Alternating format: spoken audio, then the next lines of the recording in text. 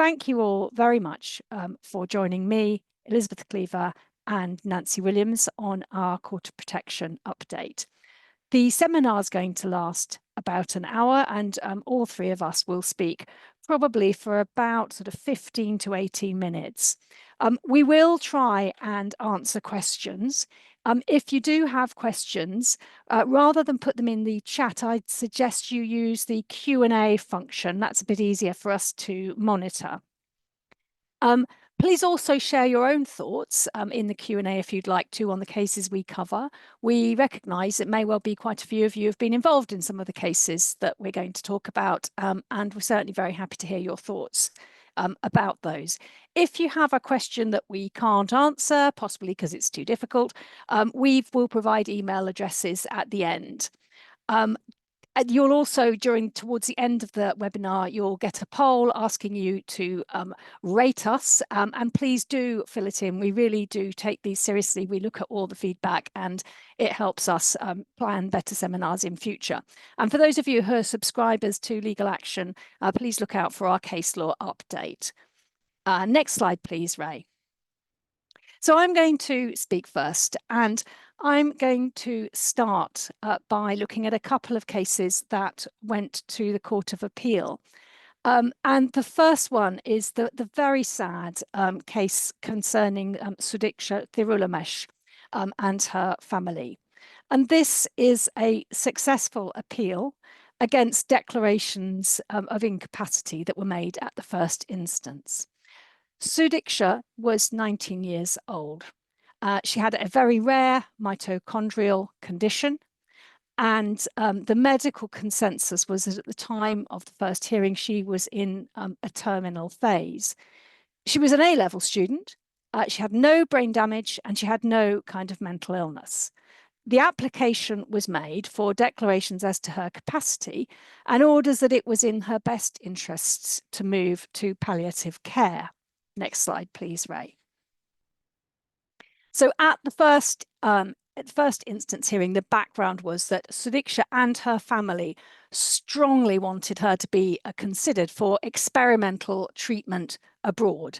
And they did not accept the prognosis that essentially she was sadly in the terminal phase of her illness. It was actually very unclear whether there actually was any experimental treatment abroad that would be made available to her.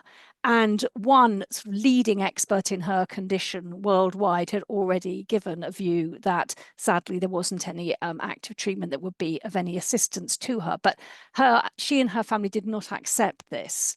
The trust's position initially was that they felt that she lacked capacity to make these decisions because she was delusional. A psychiatrist, Dr. Miners-Wallace, was instructed, and on the papers thought that she didn't understand the relevant information, and that she was suffering from trauma, and that was the impairment that was preventing her understanding the information. Now, he reached that view at a time when Sudiksha wasn't willing to engage with him. She subsequently did engage with him. He saw her and he revised his view and felt that she had capacity to make decisions about her medical treatment. And a second psychiatrist reached the same view. She was represented by the official solicitor, and the official solicitor also supported the conclusion that she had capacity and felt that her beliefs were in a reasonable range. Next slide, please. So the first hearing instance decision was made by Mrs. Justice Roberts. She did not accept that Sudiksha was delusional, as was initially argued. But she held that in order to understand or use or weigh information, Sudiksha also had to believe that information. Now, Sudiksha didn't believe the information she was given about her prognosis. And the judge held that the trauma of the admission was the causative impairment that provided the link between the functional test, can she understand, retain, use, or weigh the information, and if she can't, is it because of the impairment, disturbance, and functions of the mind or brain? But the judge didn't really explain why it was that she differed from the views of the other experts, or indeed from the position of the official solicitor. Very sadly, between the declarations of incapacity and a hearing to determine Sudiksha's best interests, Sudiksha died. But the appeal was heard because of the importance of the issues. And if we'll go on to the next slide, and I'll explain what happened on the appeal. So one of the reasons why, there were really two reasons why the appeal was successful. And the first was that the judge just had not explained why it was that she reached a view that was different to the other experts, and indeed the view of the official solicitor. But perhaps more important looking forward is the Court of Appeal's findings on the importance of belief. So do you have to believe information in order to be able to understand news or weigh it? There's some case law which suggests that you do have to. Mr. Justice Munby, as he was in a local authority and MM, said that belief is subsumed into the requirement in the Mental Capacity Act to be able to understand or use or weigh the information. Now he said that relying on an earlier judgment in a case called MB. But in fact, the Court of Appeal found that he was wrong.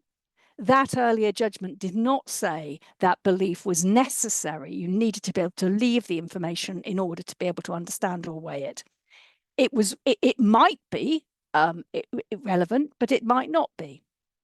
And the Court of Appeal made it absolutely clear that all you need to do when you're applying the Mental Capacity Act is apply the statutory words without any kind of gloss. So don't add any sort of requirement, such as adding a requirement to belief, as well as when you're looking at whether someone can understand or weigh the information. Next slide, please, Ray. So the message really is the MCA, it does what it says on the tin. Don't try and import any additional requirements. Belief may be relevant, but it won't always be. So if P, for example, has a delusional belief about their prognosis, perhaps because they are floridly psychotic, that could give rise to a finding of incapacity, but it won't necessarily. There's a couple of cases, relatively recent cases, which applies the reasoning that imports the requirement that someone believes information has to believe information in order to understand it. Those cases shouldn't be followed because they are reliant on this sort of trail of authorities from MM that are based on a misapprehension. So that's really an important decision in terms of how we assess whether somebody what somebody needs to be able to do in order to be able to understand and use or weigh information. So next slide, please. So the next case I'm going to look at is another Court of Appeal case, and this is a case called Re-A, Covert Medication Residence. And this was an appeal against a decision of Mr. Justice Poole in a long-running case where the judge made final orders that P, who is A, should return to her mother's care when all the other parties were arguing that she should stay in a placement. The first instance judgment is worth reading in its own right. It's a really carefully thought out judgment where essentially the judge is choosing between two pretty bad options. Remaining in a place where P was extremely unhappy, or returning to her mother's care, where again there were very significant concerns. Now they were having a final hearing and the court kind of ran out of time to hear oral submissions, so the judge asked the parties to put in written submissions. And at that time, what appeared to be being considered was, on the one hand, P staying where she was in the long term, and on the other hand, her mother, who was asking for a trial period at home. What the judge did not do was alert the parties to the fact that, in fact, he was considering making a final order that P should return to her mother's care. And that is exactly what he did. Everyone appealed, apart from obviously P's mother, who was quite content with the outcome. Next slide, please, Ray. So the appeal was heard by, and the judgment in the appeal was given by Mr. Justice Peter Jackson. And he essentially dismissed the appeal. He said that it would be good practice to alert the parties if the judge is considering making an order that they weren't seeking, because in fact the order he made was one that no one was actually asking for, and he would have been well advised to do so in this case. But that didn't make the proceedings unfair, and there was no other criticism that the court found they could uphold about the way he conducted the case. So that's a sort of point of importance. But perhaps again more important than that are the observations that Lord Justice Jackson made about the role of the Court of Protection. And I'm going to turn to the next slide, and I'm also going to read out at a little bit more length what Peter Jackson said about the highly unusual circumstances of this case. And one of the things that he commented on was the unusual length of the proceedings. And he noted that the court is not there, it is there to deal with cases expeditiously, referring to the overriding objective in Rule 1.3. And that it is there to make decisions in the best interest of the individual between the available options, and it's not a supervisory court. So he went on to say, the court, therefore, is not A's guardian, and nor are any of the professional parties, whatever duties they may owe her. The Court of Protection has become a fixture in A and B's lives. If that's necessary because the court is for good reason unable to bring its involvement to an end, then so be it, but it should not be mistaken for normality. And then he referred back to a case from 2014 called A and B, Court of Protection, Delay and Costs. So you can anticipate what he was going to say in that case.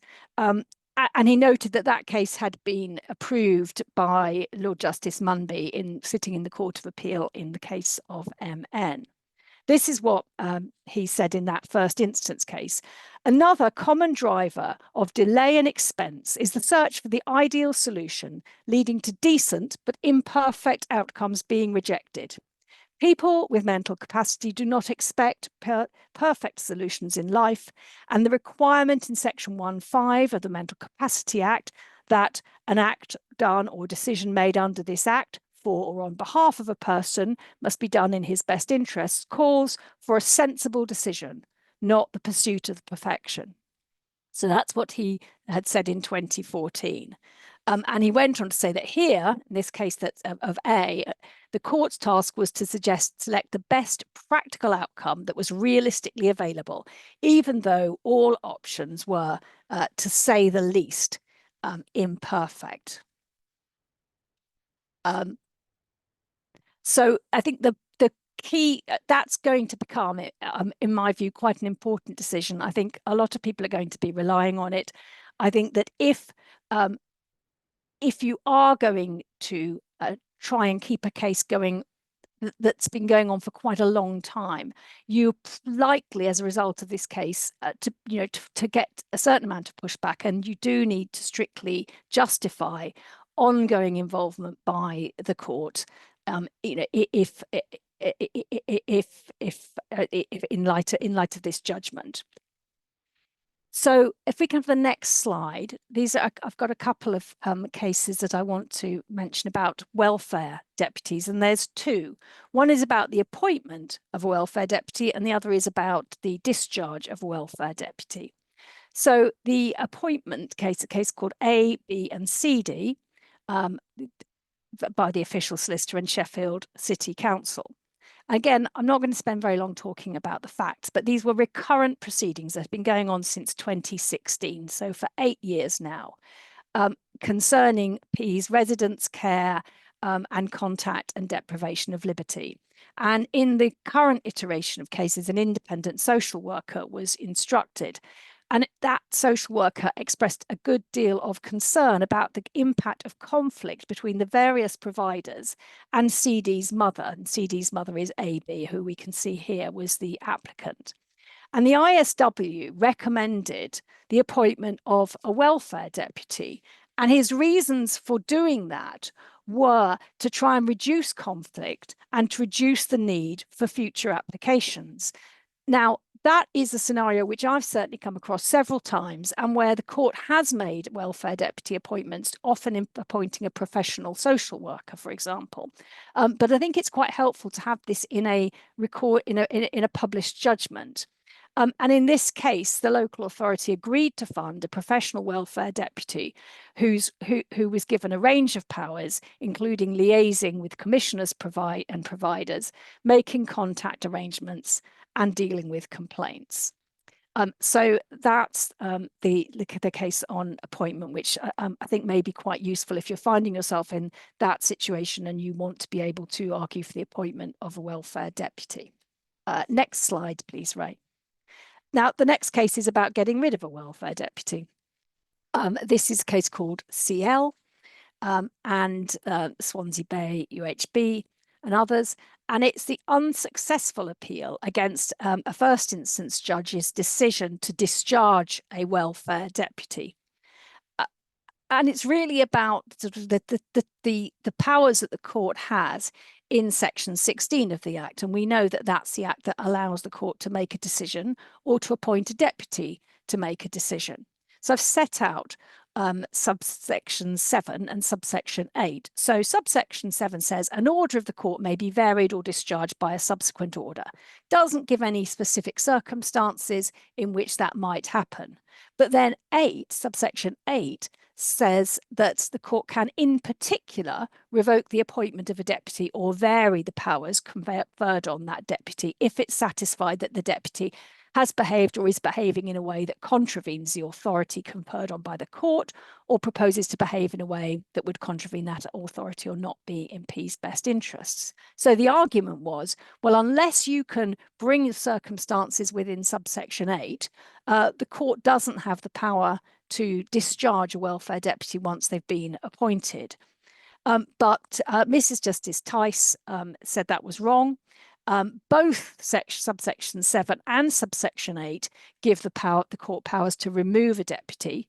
Section 16(7) gives the broad discretion to the court to remove the deputy, as long as the court follows the section 1 and section 4 principles.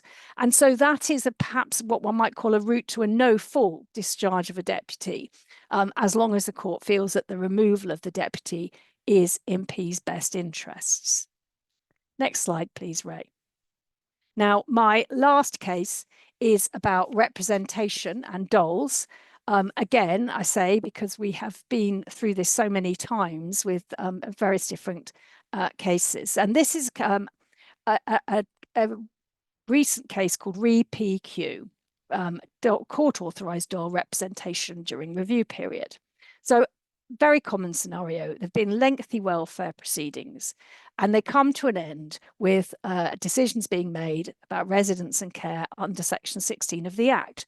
And those care arrangements gave rise to a deprivation of P's liberty. And because P was living in supported accommodation, obviously the court had to be the one to authorise the deprivation of her liberty, and that meant that there needed to be a review. Now, typically, in these cases, as the court brings the matter to a close, the court is looking for a Rule 1.2 representative, and who was then appointed to look after P's best interests. Now, in this case, the local authority said, well, we are not funding 1.2 representative, and in any event, it isn't necessary to comply with P's Article 5 rights. The court disagreed. And although the judge didn't rule out the possibility that there might be cases where P wouldn't require a Rule 1.2 representative in the review period, the court refused to discharge the official solicitor. The court was given information about the legal aid ramifications. And was aware that if the court fixed an oral hearing, that would make it easier for P to retain her legal aid certificate during the review period. But the judge said, well, I'm not going to do this just as a device to maintain legal aid. But he made directions that if P's legal aid was withdrawn, then the MOJ would be joined to the case, and he would require written explanations by both the local authority and the legal aid agency for funding decisions. So in essence, I think he was hoping that the local authority would back down and appoint a Rule 1.2 representative, or that the legal aid agency would be willing to continue P's funding, but he was trying to have a contingency plan in case they didn't do that. Next slide, please, Ray. So this is a real sense of deja vu for those of us who sort of remember all of those cases in 2015 and 2016, 2018, heard by Mr. Justice Charles, who was trying to find practical arrangements to make sure that in cases where P is deprived of his or her liberty and we can't use a standard authorization, there is an arrangement in place that meets the requirements of Article 5. And let's remember what he said in the case of JM in 2016, that the minimum procedural requirements of Article 5 require some assistance from someone on the ground who considers the care package through P's eyes and provides the independent evidence to the court of protection that a family member or friend can provide. And it seems to me that's a very strong statement that actually some kind of representation will be needed during review periods. But this is very much a case of watch this space. If there are further developments in it, they'll be included in further case law updates, and we'll probably write about those in legal action as well. So that brings my slides to an end. Thank you very much. And I'm now going to hand over to Liz. Thank you, Liz. Thank you very much, Sophie, and good evening, everyone. It's great to see you all and have the opportunity to present these cases to you. And thank you, Sophie, for your helpful summary of some cases that hopefully will be useful to all of us. I think in terms of practice points, we've all had those cases that either really go on too long without there being a realistic or satisfactory option to conclude those proceedings, and we've all had cases where there's been repeated disputes, and maybe in some of those cases actually the appointment of a welfare deputy should be considered a bit more frequently. Anyway, so this evening I'm going to talk to you mainly about capacity to engage in sexual relations. So I think it's fair to say that His Honour Judge Burrows has considered this question quite a lot this year, and we have three judgments in particular that I want to talk to you about, ZZ and ZX, which both talk about impulsivity in the context of decision making in individuals who were at risk of sexual offending, and then a slightly lighter case called PS, which is also about capacity to engage in sexual relations, but within a long-term and loving relationship, and that gives us a little bit of relief from maybe the more difficult facts in the cases ZZ and ZX. So if I could have the next slide, please. So ZZ, first of all, sorry. So ZZ was a young man with a diagnosis of mild learning disability, ADHD, and possible obsessive compulsive disorder. And I think the OCD is quite relevant here to the decision that was subsequently made. ZZ was sadly both a victim and also a perpetrator of child sexual abuse, and as a result there was a sexual harm prevention order in place from the criminal courts as a result of his offending. ZZ became a looked after child in 2019. He was living in a residential setting for people with harmful sexual behaviours, where he was receiving therapy related to those behaviours. Now, in July 2021, ZZ was assessed by a neuropsychiatrist, and he was found to be presenting with a very high risk of committing harmful sexual acts towards others by virtue of his intrusive sexual thoughts, and those thoughts were deemed to be obsessional in nature, and as a result possibly of his OCD. It's obviously a very concerning risk to others that came to light as a result of that assessment. In October 2021, ZZ moved to a supported living placement, but he was expressing a wish to live with his girlfriend and her mother. And these proceedings were brought by the local authority to authorise a deprivation of liberty within his supported living placement. If I could have the next slide, please. So we had an expert instructed to look at capacity. Dr. Rippon was instructed.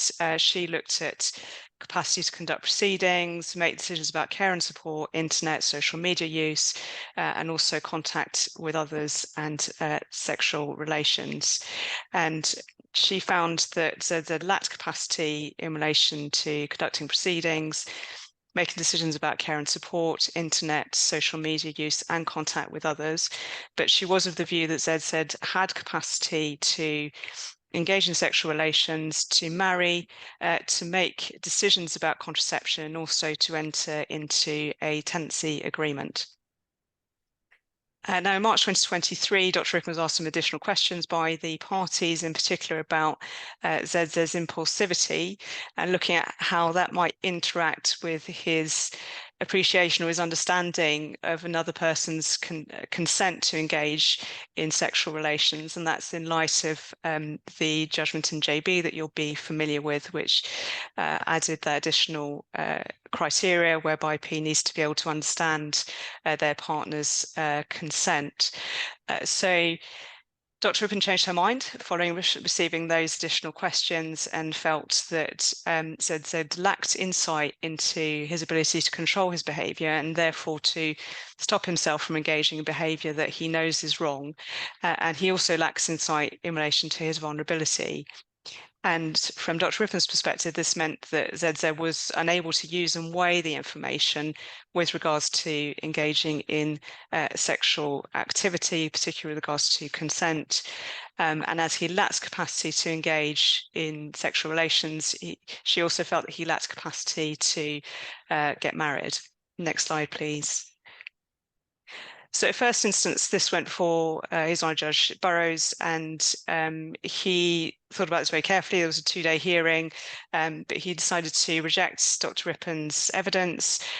He found that ZZ did have capacity to make decisions about residence, engaging sexual relations, getting married, and also making decisions about contraception. And in reaching that conclusion, effectively, he rejected the invitation to add an additional limb to the test under JB. So, well, under JB, there isn't anything about having insight into and controlling one's urges. That isn't one of the criteria that needs to be considered in assessing capacity with regards to sexual relations. So following that judgment by His Honour Judge Burrows, local authority tried to draw up a TZ care plan, and you will all hopefully be aware that TZ care plans apply to individuals who may lack capacity to make decisions about contact with others, but have capacity to engage in sexual relations, and there can be quite a complex care planning process to support such individuals. The placement, however, were quite upset by the decision. They said that they would give notice if they were required to implement a TZ care plan that allowed ZZ to have sexual relations with his girlfriend at the placement. So the local authority decided to appeal His Honour Judge Burrows' decision. I could have the next slide, please.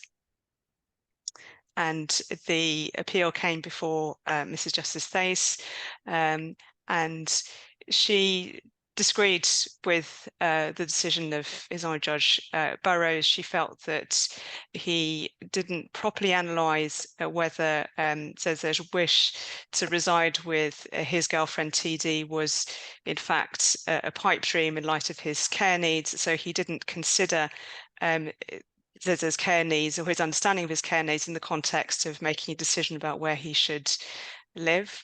In this case, he should have done that. The care needs were relevant information for the purposes of the decision on residence, and ZZ didn't consider he needed any care and support. the issue of residence was therefore considered in a silo, in isolation from care. And although these are, of course, separate decisions for the purposes of assessing capacity, in this case, the judge fell into a bit of a trap of the silo of separating them out too much, and when they should have been considered together. So the local authority would then have been put in a very difficult position in terms of managing a care plan in light of the declarations that were made. And in relation to sexual relations, I think Mr. Justice Thace did find this issue very difficult. The expert evidence was tricky, and actually she acknowledged that it was quite difficult to follow in places. And she agreed that, of course, the bar must not be set too high in terms of assessing capacity to engage in sexual relations. But the judge at first instance was wrong to conclude that what he was being asked to do was to add an additional limb to the JB test. The issue of impulsivity here fell under the second limb of the JB test, which was around understanding their partner's consent, and understanding that consent can be withdrawn during the course of the act in particular. She also felt that Judge Burrows didn't properly deal with the ability to use or weigh information about consent in the context of sexual impulsivity.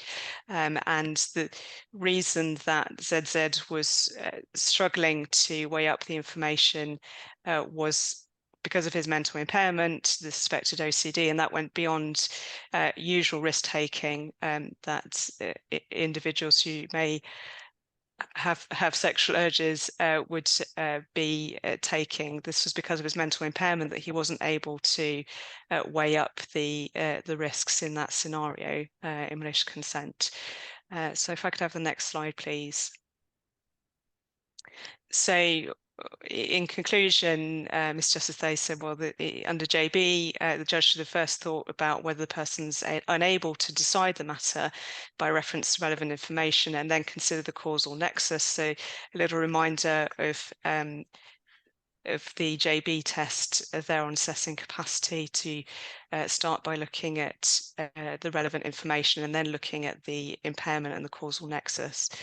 ZZ was also assessed lacking capacity to marry, because that was a consistent feature of the evidence that ZZ wishes to marry his girlfriend for them to have children. And although I think counsel for the OS quite valiantly tried to argue that marriage and sexual relations can be separate, in ZZ's situation they were clearly linked in terms of capacity to marry. So if I could have the next slide, please. So the next decision is the case of ZX, and I think it's fair to say that the facts of this case make for very, very difficult reading. So that's something to bear in mind if you wish to look at the judgment. I've actually think even the judgment did tone down some of the facts that the professionals had to grapple with in this case, which were very difficult. And the hearings in this case all had to take place in private because of the nature of those facts. So ZX, I think it's fair to say, had a very, very difficult start in life. Him and his brother were removed from a first set of parents with mental health and substance abuse issues when ZX was just 3 weeks old. They were then adopted, came to the attention of social services again due to displaying sexually harmful behaviours. ZX was then placed in specialist residential accommodation under Section 20 of the Children Act, and was receiving therapy. And in therapy, he made some very graphic disclosures about harmful sexual activity that he and his brother had engaged in, and also sexual abuse that they had allegedly suffered in their adoptive parents' care. And ZX also disclosed some very worrying thoughts that he had about violent, controlling and coercive nature. So local authority obviously very concerned about the risks. There were further care proceedings in light of the disclosures made about the adoptive parents. There were final care orders made. But at the time of the proceedings, there were no criminal charges brought against anyone. There was no alternative legal framework available to protect ZX, such as Mental Health Act, etc.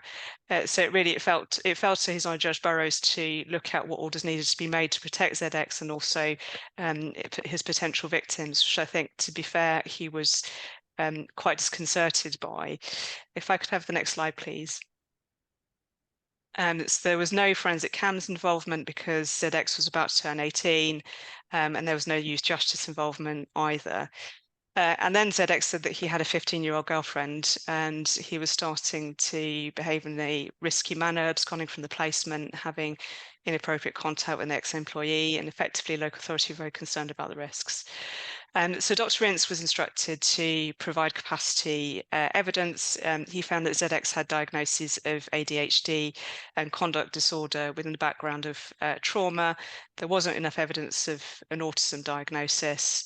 And in the initial assessment, ZX, in inverted commas, had passed a structured series of questions about sexual capacity under JB. So he was felt to have understood and retained and weighed up the relevant information. He was able to say, effectively answer all of the questions appropriately in terms of the test, and therefore Dr. Ince felt that he had capacity to engage in sexual relations.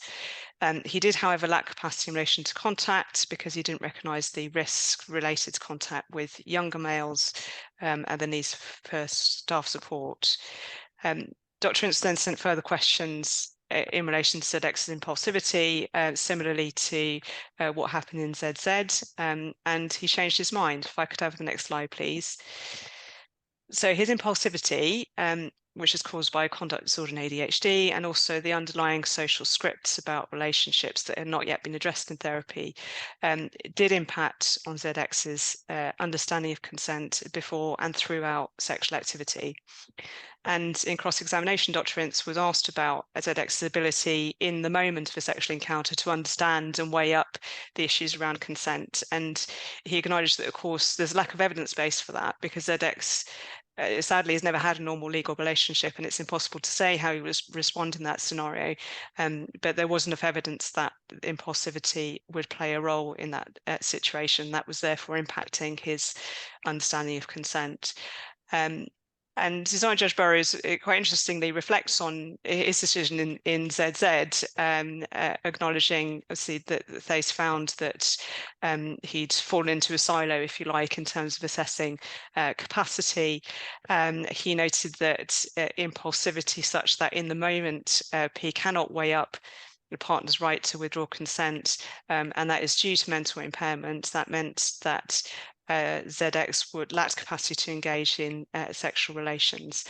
And actually, in ZX's case, the mental impairment didn't just affect his ability in the moment, if you like, but in any situation where he might have the urge to engage in sexual activity, and there were concerns that ZX was trying to isolate potential victims, and there was already concerns about his capacity in that scenario as well.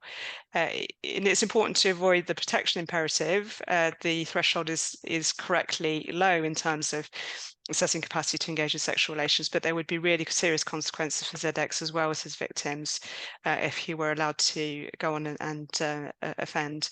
So he was found to lack capacity to engage in sexual relations. ZX, of course, only 18, so there would be significant therapy work ongoing following that decision. If I could have the next slide, please. So I'm going to finish with a case that's got a much nicer set of facts. This is also a Burrows decision in relation to sexual relations.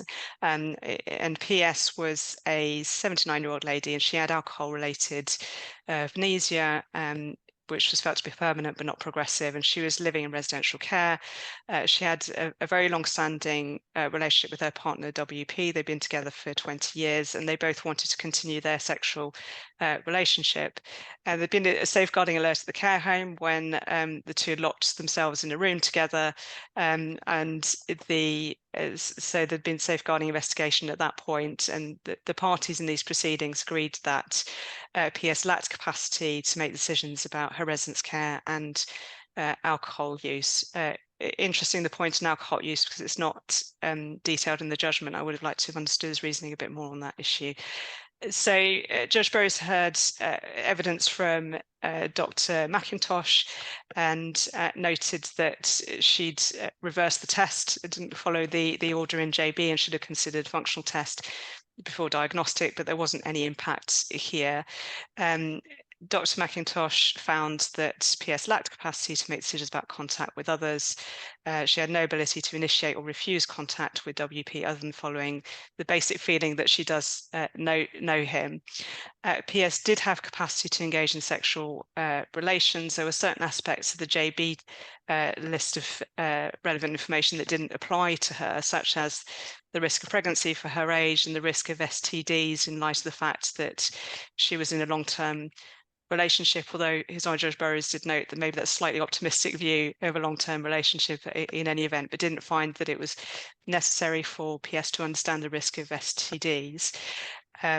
PS was able to understand and weigh up the relevant information about in Lim 2 about the other person's consent. The difficulty was whether she was able to understand her own ability to give or withhold consent, including during the course of the act, because her short-term memory was so poor that local authority concerned she might actually forget during the course of the act that she had consented. Could I have the next slide, please?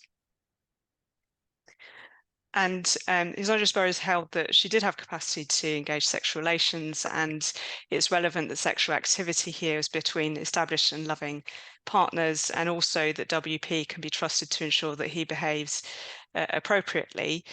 He felt conscious of silos again, not making a decision in isolation that's too complex to care plan, and he found that presumption of capacity had not been placed here. The threshold for capacity to engage in sexual relations is low, and he directed there should be a TZ care plan, and also noted that care planning, the way that is going to be managed, does remain to be seen.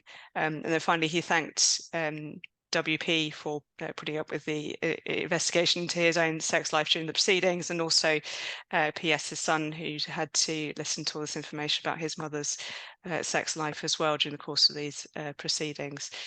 So a slightly lighter judgment to end on, and I'm going to hand over to Nancy. Thank you, everyone. Thank you very much, Liz. I'm going to finish with 3 cases that will focus on law and procedure in the areas of use of injunctive orders, summary disposal of cases, and fact-finding hearings. So the first area I'm going to look at is the use of injunctive orders and the different jurisdictional bases on which those can be made. And that's quite nicely set out in the case of the London Borough of Hackney and A, B, and C, which actually is a decision by a Deputy High Court judge concerning developments in an ongoing welfare case before a Tier 1 judge. So the court was concerned with the welfare of a vulnerable 22-year-old man who had diagnoses that included severe learning disability, autism, and global development delay. In summer 2023, a Tier 1 judge of the Court of Protection had made a decision that A should live in an independent supported living accommodation. And so he was moved from the care of his mother, B, and her partner, C, because of concerns about safeguarding, mainly arising from B's lifestyle, her poor engagement with professionals, and her failure to comply with the care package that A had in place and meet his needs. It should also be noted that at that time, the court did make some restrictions in respect of the contacts that B and C had with A. Now, B found it very difficult to accept the decision that the court made, and following the move of A to the placement, she had a very difficult relationship with the carers. And before this matter came before the Deputy High Court judge, she had in fact removed A from the placement without authority, so without the permission of the court, or notifying or getting permission from the local authority twice. So on the first occasion, she'd removed A from the placement for several hours on the same day. On the second occasion, B had removed A from the placement for 6 days without any authority. And on the third occasion, that's when the local authority brought the matter back to court. And at that time, A had been missing from the placement for several days. The local authority had made attempts to secure his return, they had brought the matter back to court, and the Tier 1 judge who had been dealing with the ongoing welfare proceedings had made 2 sets of injunctive orders to secure the return of A to the placement. The first injunctive order was made on the papers, and the second injunctive order was made at a hearing that was not attended by B and C, and penal notices were attached to that order. There was non-compliance with those orders, and so the matter was transferred to a Tier 3 judge. And at the time that this decision was made by the Deputy High Court judge, A had been missing for 16 days, and nobody knew his whereabouts, and they could not locate the whereabouts of B and C either. The local authority was seeking a collection order and an order against 2 telephone companies to provide disclosure to assist in identifying the whereabouts of B to secure the return of A to the placement. The hearing in front of the Deputy High Court judge took place without notice to B and C because nobody knew their whereabouts, and so they couldn't be served with an order notifying them of the hearing. In any event, the judge determines that it was appropriate for the order to proceed in their absence because they had not engaged or complied with any of the recent orders that had been made by the court, and there was an urgent and pressing need to obtain adjunctive relief in order to protect A. Next slide, please. So the issue in this case was which jurisdictional basis the injunctive orders could be made under. And there were 2 options that were available to the court, the Mental Capacity Act or the inherent jurisdiction. So I've set out on this slide basic principles in respect of the use of the inherent jurisdiction. I've summarised the key points from the judgment of Mrs. Justice Leven in JK, which I consider in paragraph 52 to 58 of her judgment, sets out a very helpful summary of the inherent jurisdiction and how it's used. So in essence, it's applied where there is a statutory gap, or in order to protect vulnerable adults who are capacitous but rendered incapacitous due to their vulnerability because they are under restraint, subject to coercion or undue influence, or for some other reason deprived of capacity to make relevant decisions, or disabled from making a free choice, or incapacitated or disabled for giving or expressing real, genuine consent. Now, that criteria is an indicator. The courts are very clear to suggest that that criteria set out by Mr. Justice Mumby is not exhaustive, and the inherent jurisdiction is often referred to as the great safety net. In the judgment, the Deputy High Court judge referred to a decision made by Senior Judge Hilda, in which she examined the scope. Oh no, sorry. In the judgment, that judgment that's referred to there, HM&P PM, is a judgment of Lord Justice Mumby in reference to the inherent jurisdiction. And in that judgment, Lord Justice Mumby made it very clear that the powers of the inherent jurisdiction of the High Court that could be used for the purpose of locating an abducted or missing child could also be used to locate the whereabouts of the missing or abductive adult lacking capacity. So we can see from that judgment that the inherent jurisdiction could be used in the circumstances of this case. Next slide, please. The second jurisdiction under which the orders could be made is the Mental Capacity Act, and specifically Section 16, subsection 5.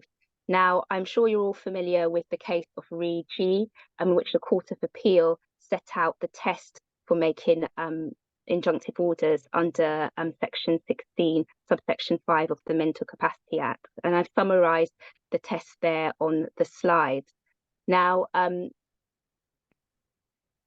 in the case of EG and DG, which is the decision of Senior Judge Hilda, she very helpfully sets out the scope of the injunctive relief under Section 16 subsection 5.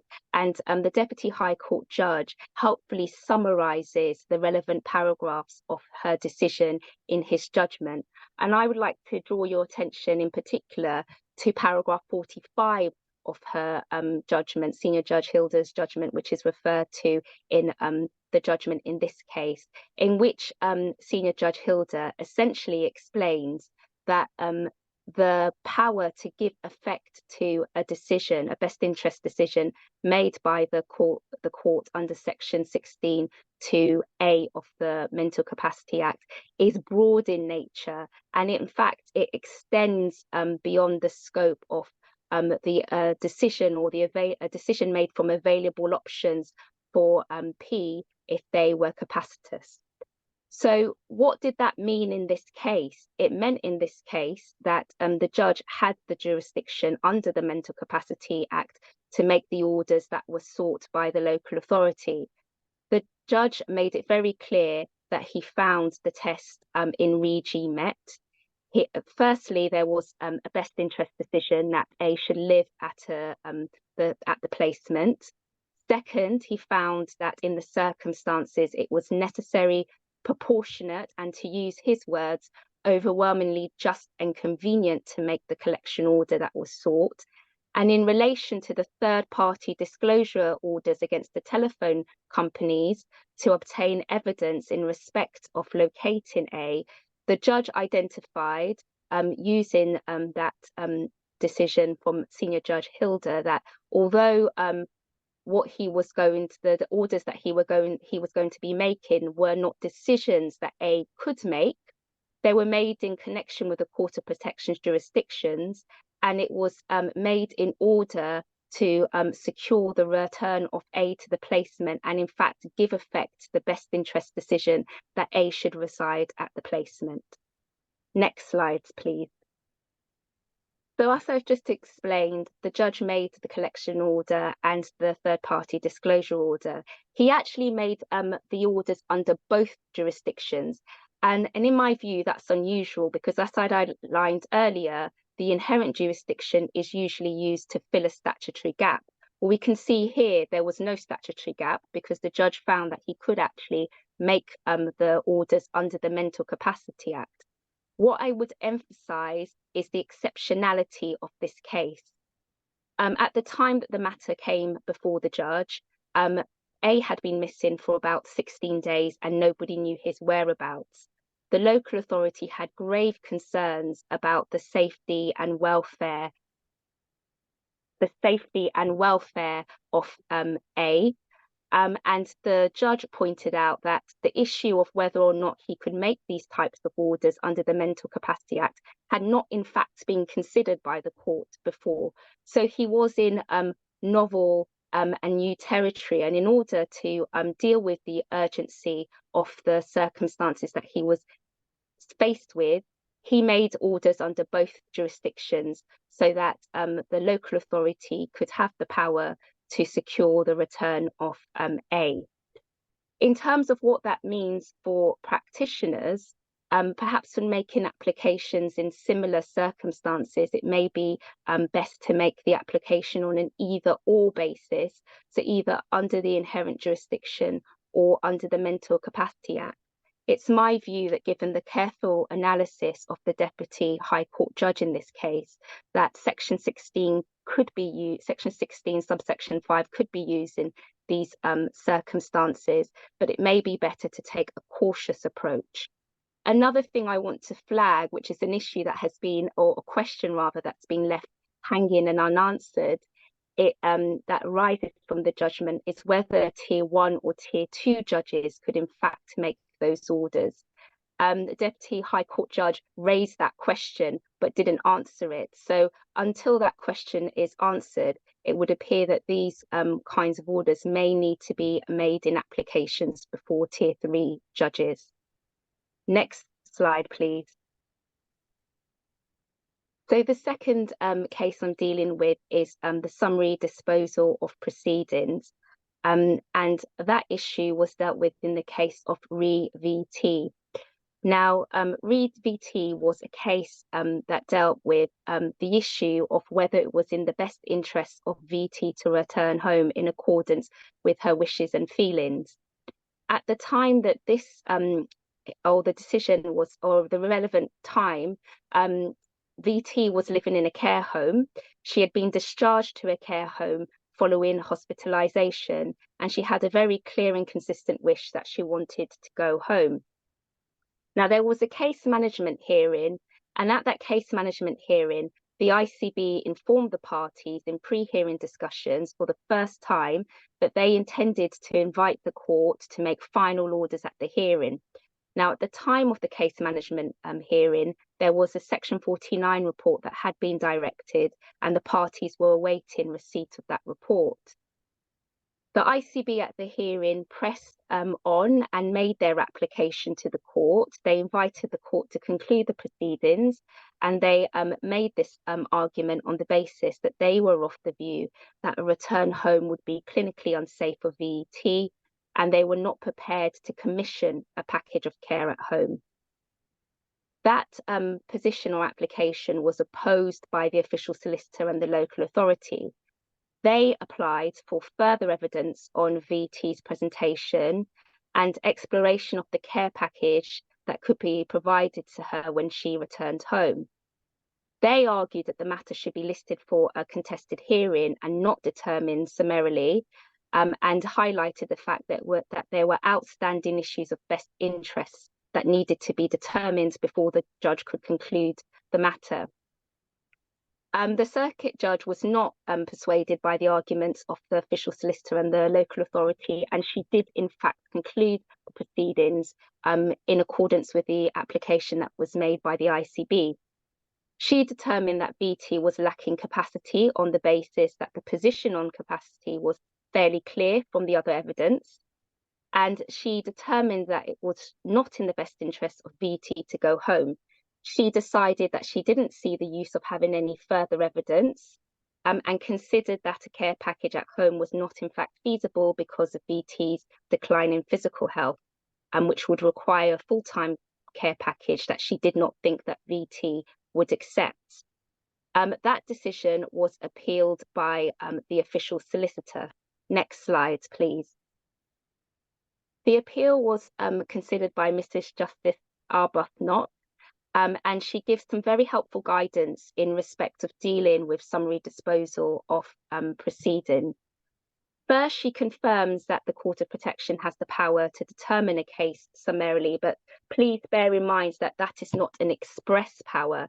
In fact, it's a power that's been permitted by Rule 2.5 of the Court of Protection rules, and that in fact is the rule that permits the court to apply relevant rules from the civil procedure rules or the family procedure rules with necessary modifications if required to further the overriding objective.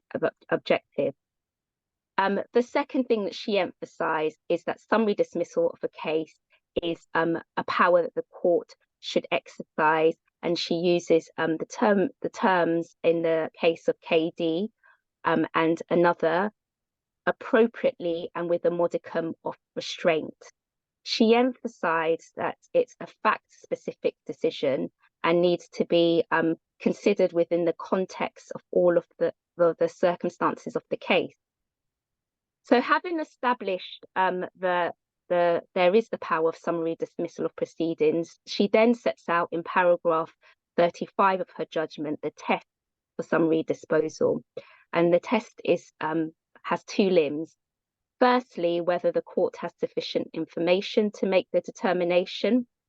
And there's what I would emphasise, the fact that she highlights that the evidence should be cogent and that a proper inquiry has been undertaken. And second, that the determination can be reached in a procedurally fair manner. Now, she found, Mrs. Justice Arbuthnot, that both elements of that test had not been met in the circumstances of this case. She did not think that the judge had sufficient information to make a final determination at the case management hearing, and that there was no cogent evidence on which she could have made her determinations in respect of capacity and best interest. Second, she found that the decision or the determination was not reached in a procedurally fair manner. Now, Mrs. Justice Arbuthnot highlights that procedural fairness is a context-specific issue, but she was very clear that sufficient notice to parties of another party's position, and in this case, an intention to make an application to summarily dispose of proceedings is an element of procedural fairness. So for those reasons, she allowed the appeal. So in terms of dealing with this issue in cases, my advice is really, if any party is thinking of summarily disposing of proceedings, to really bear in mind those two limbs of the test. And the emphasis should be on looking at the evidence and reviewing it to see whether it is cogent and a decision to summarily dismiss proceedings can actually be made on the basis of the information and evidence before the court. Next slide, please. The final case that I'm going to deal with is a judgment of Mr. Justice Hayden in respect of a fact-finding hearing. Now, I don't intend to deal with the allegations that Mr. Justice Hayden made at the fact-finding hearing. And so, given the time that I've got left, I'm just going to highlight a few key elements of the facts. So there were Scott schedules that were prepared in this case by both the ICB and LF, who was the father of G, who was the subject of these proceedings. And these proceedings had been going on for a very long time. At the time that the fact-finding hearing took place, the relationship between the family and the carers for G had completely broken down, and the judge in his judgment referred to it as being dysfunctional. The fact-finding hearing took place over 19 days, and the judgment itself is a very lengthy one. It's over 280 paragraphs, and Mr. Justice Hayden engages in forensic analysis of the factual background in the case and makes some serious findings against the family, such as tampering with ventilatory equipment of G, and also engaging in a pattern of intimidating behaviour towards her carers. Next slide, please. What I want to emphasise is what I consider to be a few important procedural points arising from that judgment. First, Mr. Justice Hayden was very clear that fact-finding hearings should be rare and exceptional in court of protection proceedings because they cause delay, which is contrary to the best interest of P, and also because they exacerbate tensions and hostilities between parties, which detracts attention from focusing on getting the best outcome for P. He was very clear that the purpose of a fact-finding hearing should be to establish a factual basis on which future care planning and best interest decisions relating to P can be made. He also was critical of the ICB for the way that they had prepared their evidence in the case, and he refers to the need to prepare witness statements with tight forensic care. Now, my understanding of what he was suggesting there was reference to contemporaneous documents and notes, because what had happened was the ICB witnesses had prepared witness statements based on recollection. And so it meant that their evidence was not as accurate as it should be, and it was subject to forensic scrutiny by the barrister who represented LF at the fact-finding hearing. And the judge essentially said that that was a delay or a process that could have been avoided if greater care was taken with preparing the evidence. The other point to note about the judgment and the approach of Mr. Justice Hayden is that he endorsed the approach of the Court of Appeal in Re HN and others, and that was a family case in which the Court of Appeal said that when a court is dealing with a pattern of controlling and coercive behaviour, that Scott schedules are simply not fit for purpose. And although Mr. Justice Hayden had Scott schedules in this case, he considered that he was dealing with a pattern of behaviour that took place over an extended period of time. And what he did, in fact, was organise the allegations into different themes and deal with key allegations within each of those themes, which is the approach that is endorsed by the Court of Appeal in Re HN. Two final points for me to conclude. And I think these are points that Mr. Justice Hayden made because he was very frustrated by the fact that these proceedings had been protracted. There were a high level of hostility between the family and professionals involved in this case. And he essentially said that he thought that the clinical professionals had been unduly deferential to the views of the parents. They had mistakenly assumed that the parents had determinative rights in respect of the treatment of G. And he said that's not the case. The role of the parents is to facilitate the rights of G and not to assert their own. He also criticised hospital staff for not being sufficiently proactive in managing the behaviours of the family. And again, I don't think that that's the criticism that means that the ICB should have brought the case to court sooner. I think what he was essentially saying, in my view, was this case has escalated to the point that a 19-day fact-finding hearing was required, and it shouldn't have been allowed to get this far. The hospital staff should have intervened a lot earlier in order to avoid LF, the father, exerting his control over the medical regime in place in respect of care of his daughter at the hospital and at the care home. So that's everything from me. Thank you so much for your patience and your time. Thanks. Thank you very much, Liz and Nancy. So just looking at the Q&A, we don't have any questions at present, and we are a little bit over time. So what I'm going to do now is, you've got our email addresses. If there is anything that you want to ask us, please do feel free to ping us an email. In the meantime, we'd like to thank you very much indeed for your time this evening, and we hope you found it useful. Thanks very much, everyone, and enjoy the rest of your evening. Bye-bye. Thank you very much, everyone. Thanks.